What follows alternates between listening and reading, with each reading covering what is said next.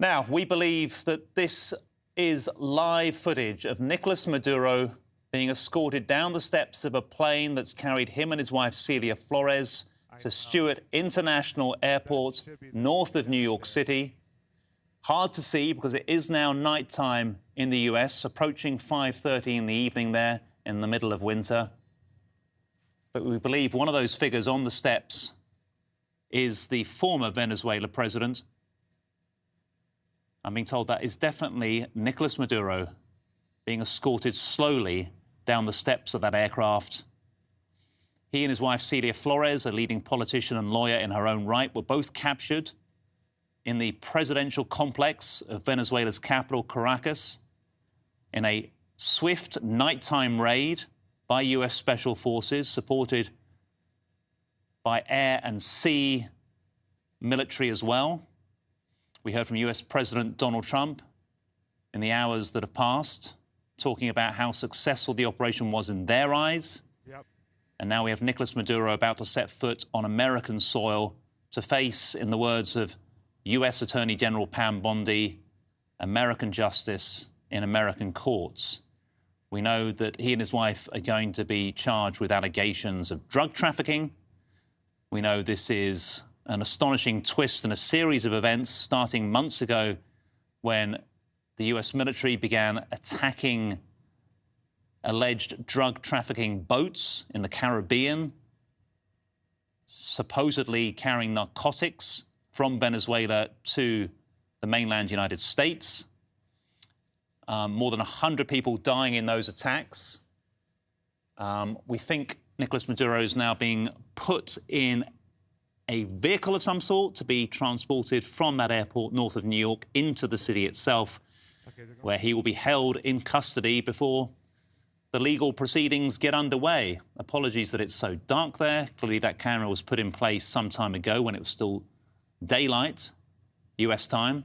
Let's listen into the coverage of our partners at Fox News USA, who've got some analysts and have a bit more information on this. Mac, but what appeared to be Nicolas Maduro and his wife Celia were offloaded off of that plane, and now we will find out how that arraignment goes on Monday. What a moment. You know, I was struck by something the chairman said, too. He kind of talked a little bit about his Democrat colleagues, and I asked him the question about leaking. What a sad state that you have to worry about leaking out of Congress for a mission as important as this. But I think that it's, you know, it's of note that that was a concern. And I'm wondering how the discussions are going to be behind closed doors, if they're any different than what we're seeing from Democrats right now on social media and in the media, really foaming at the mouth, angry over this. Rich, what do you make of that? This should be a historic moment. The people of Venezuela, at least in Miami, appear to be celebrating. Democrats, not so much for the most part. Yeah, you know, I think that when you look at the political reaction of this, among a lot of Democrats, there's going to be a knee-jerk opposition to the president doing this. And there is plenty of controversy in making this type of operation. The administration's view is this person was a narco-terrorist. He was not the president of Venezuela, which was a determination that other countries had made around the world. He's not a legitimate president. And we went in and did a law enforcement operation, full stop. There are, though, some, I think, more measured responses from some Democrats and even some Republicans who are concerned about what comes next. Those who are saying, hey, Nicolas Maduro had no business running this country. Nicolas Maduro should be on trial and face a jury. But what are we doing and how much are we committing here? And all the questions that countries should be asking when they go in and remove whoever's in charge. We talked to Brian Mast about that, the chairman of the committee. He mentioned that there was at least, or it seemed to be at least, that there were those in the Maduro government who were running operations, making sure things were as seamless as they could be, but now the onus is on them to transition. Right. That's going to be the difficult part.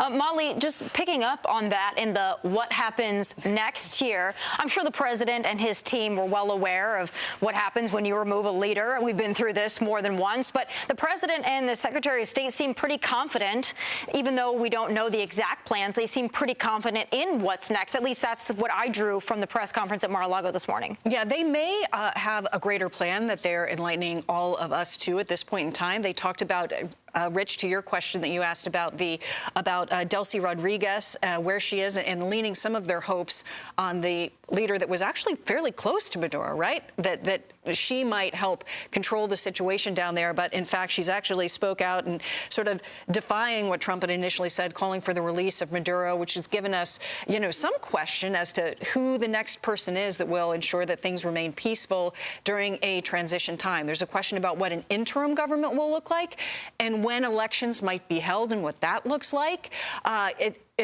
It's fascinating.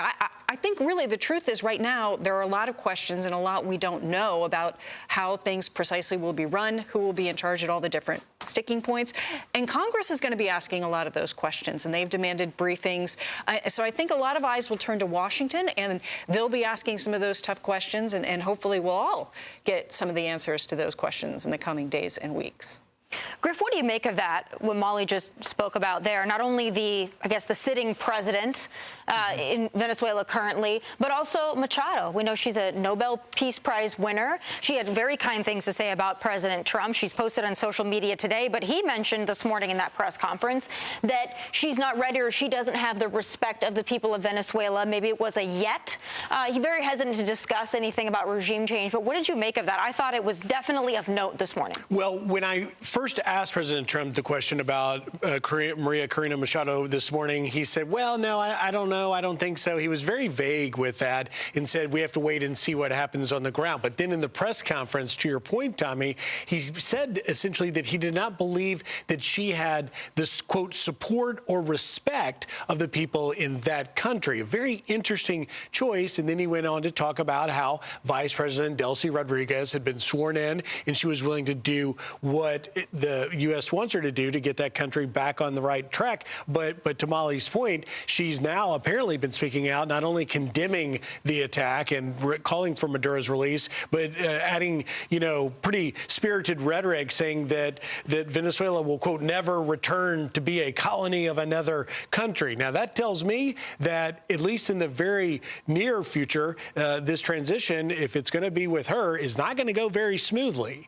And that's going to be a bump in the road, but yet for an individual that now, because of the Venezuelan Constitution, power would go from Maduro to her, she just got a clear, up close and personal example of what President Trump means. Let's leave our coverage from Fox News US and just remind you of our top story, our breaking news and our special ongoing coverage of an astonishing attack and invasion of Venezuela by the United States.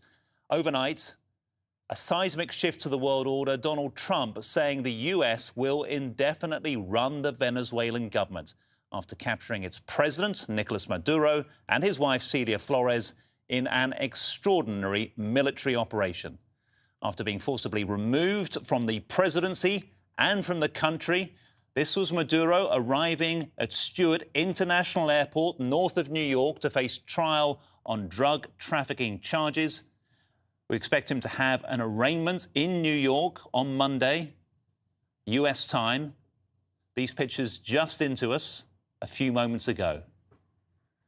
The exact nature of the charges are expected to be drugs and weapons charges. They'll be filed in a Manhattan federal court.